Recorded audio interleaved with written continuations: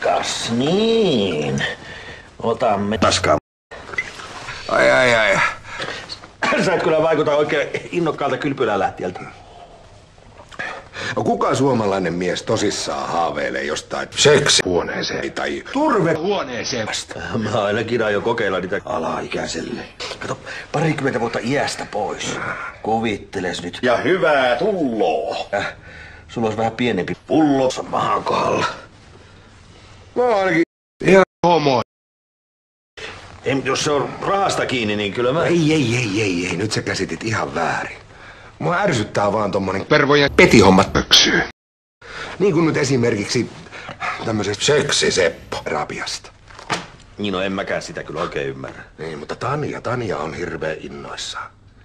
Siis maksaa nyt seksi velkoja sitä, että joku hivelee sua jollain Jukkapalmu. Terve.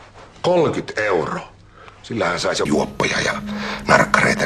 Ymmärtänyt, että kun Tanja on kyseessä, niin vain pullo on rajana.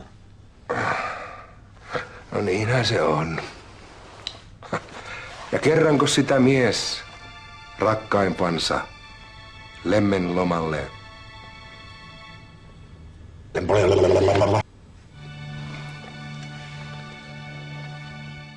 Sama matka. Siltä näyttää. Sinäkin vaikutat ihan innostuneelta. No joo. Kävi nimittäin ilmi, että Tanja haluaa tältä lomalta vähän... Sehän sattui. Nimittäin pullo jäli vähän samaan suuntaan. Seppo, tästä taitaakin tulla meille oikea seksiloma. Maltan odottaa. Seppo, hei! Haluut sä turpaas? Taikavarvu. Joo, ja voittaja tarjoaa olue. Ette rupee, hei! Tyttö, nyt hiljaa.